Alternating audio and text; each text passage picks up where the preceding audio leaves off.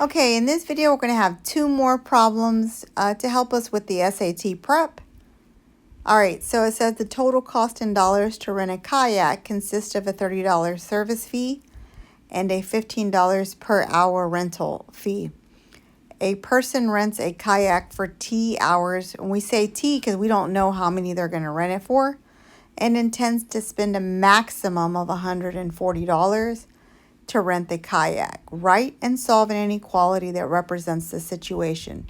Okay, so think about it. You only have 140. You can't spend more. You can spend all the way up to 140 or less than.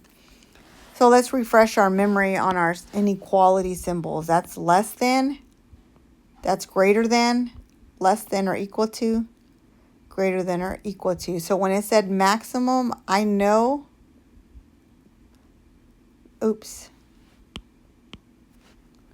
when it says maximum, I know it's going to be the less than or equal to or greater than or equal to, depending on where I put the 140. So we're going to take our time. We're going to go 140.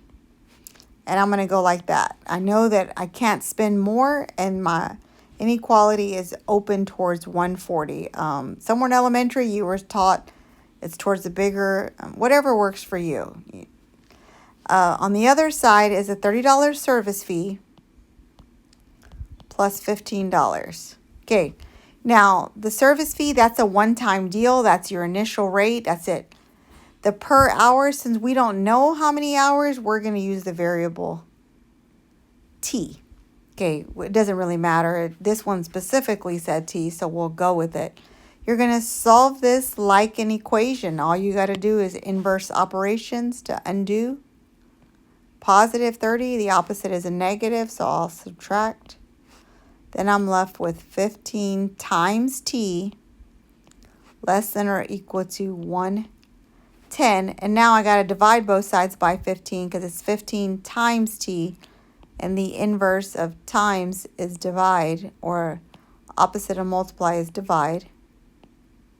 All right, so now I have 110 over 15. I know my greatest common factor is 5. That's a number that goes into both of them without a remainder. Okay, so how many 5s go into 110? Well, 20 5s go into 100, so 22. Okay, over 3. Well, now I'm going to go ahead and divide. 22 divided by 3, it's 7. So 7 1/3. Okay, however, in the real world, it would just be 7 hours. I mean, it's per hour, you know, math doesn't always make sense, but the actual answer is 7 1/3. However, you can't get a third of an hour in this problem. Okay, so the next one says there's 9 gumballs. What's the probability of getting a yellow gumball? Okay, so in this, probability is what you want out of the total. So we usually say favorable. I know my students just say what I want over the total options or total outcomes. So it's yellow over all of them. Okay, so there's 2 yellow. And now we're going to count all of them. 1, 2, 3, 4, 5, 6, 7, 8, 9. So it would just be 2 out of 9, and then we're done. Now, if it asked for percent, and that's quite possible. I would say the easiest way if you're prepping for SAT is just to divide. Honestly.